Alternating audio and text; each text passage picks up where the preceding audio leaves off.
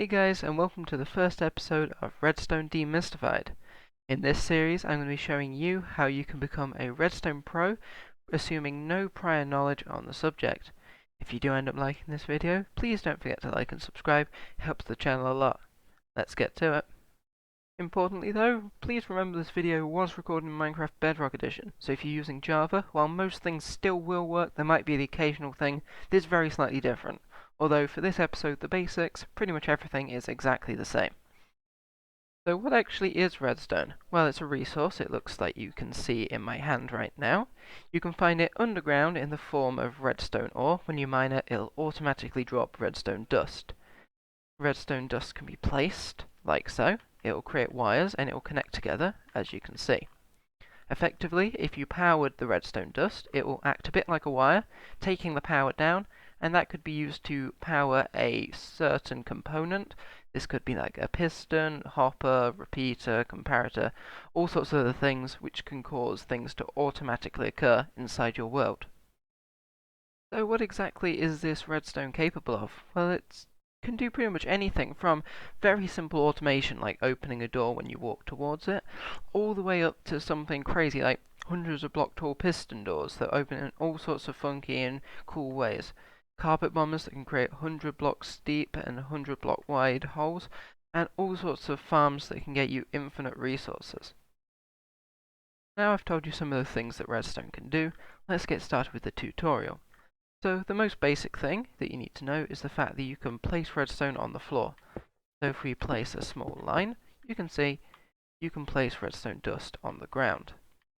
If you place another redstone dust next to it, they will automatically link in a line.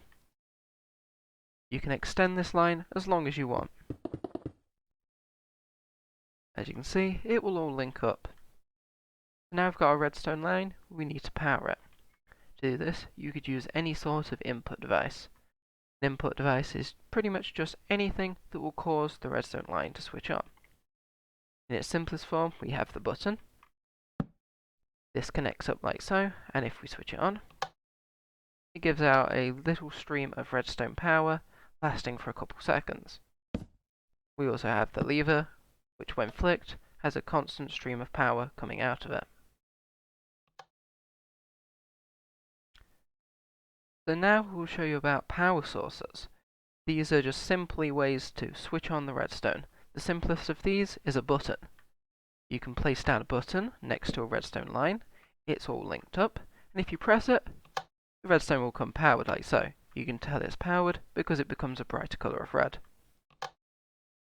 So now I've put in some redstone lamps to demonstrate this.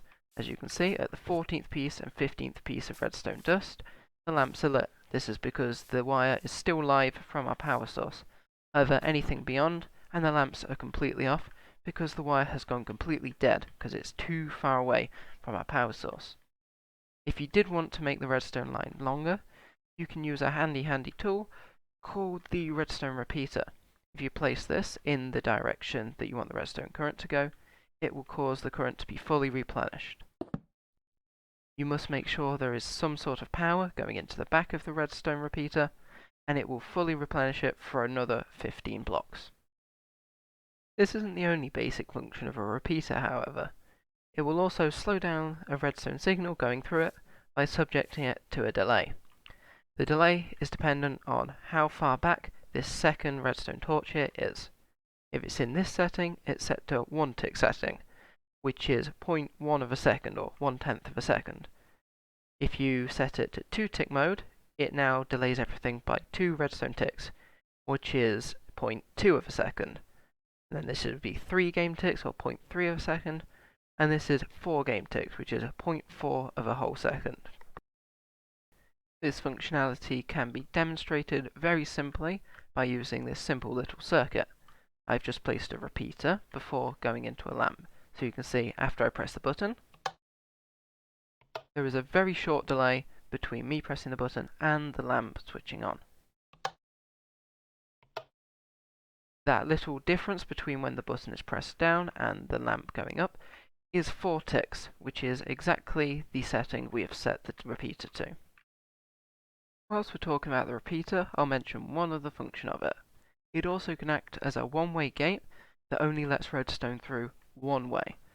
So in this example, if you see, the redstone torch is facing this way. This means the redstone can only pass from our left to our right. So if I demonstrate this, click the button, and the redstone passes through. However, if I click the other button to try to send it through backwards, the redstone can't pass through. So now we'll talk about outputs. Outputs are effectively anything that causes redstone power to do something. In its simplest form, we could just have a redstone lamp with redstone pointing into it, like so. As you can see, when we press the button, the redstone lamp is powered. This is effectively because whenever redstone points into a block, it causes the block to become powered.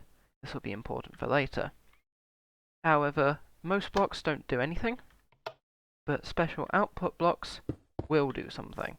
For example, this redstone lamp, or a piston that extends, like so. This is exclusive to Bedrock Edition only, so if you had a piston, the redstone will actually be attracted to it. So when you saw earlier I put a lamp, the redstone line isn't attracted towards it, it won't connect. However, for a piston and a couple others, it will actually be attracted in. So if you had a piston off the edge of a redstone line, it would be powered, unlike a redstone lamp, as you can see, because the redstone is pointing into it. So now we've mentioned outputs, there's something else to do with powered blocks. Remember I said powered blocks usually do nothing unless they're an output block? Well, that's not exactly true, because you can also sap power off them using a repeater. So we have this block that's powered. As you can see, nothing really happens. However, if we were to place a repeater on the side of the block, that is, pointing out of the block, we can actually pull the redstone through this block, even though it's not connected. Also, if you don't want to use a repeater here, if you have a repeater pointing into the block, like so, you could just have regular redstone dust pointing out. So basically, if you have a repeater pointing into a block, you can pull the redstone out using a normal redstone line. If you have redstone dust pointing into a block, you can then pull out the current using a repeater. So now the last mechanic I'm going to go over is slightly more complicated, but it's still very simple at the end of the day. So with what I said about blocks being powered, you can actually switch on a component without it being actually powered. The way you would do this is by having it on the other side of a block, like so. This might look the same, but with what I said before, you wouldn't actually be able to take a redstone output from this device. So while if I had it right here, as you can see, I'm able to take a redstone output from it. However, if I powered it this way like so, there is no redstone output. It's switched on, but it's not actually powered as in the way that if it had redstone running directly into it. So here are all the redstone inputs in the game. A block of redstone gives a constant input no matter what.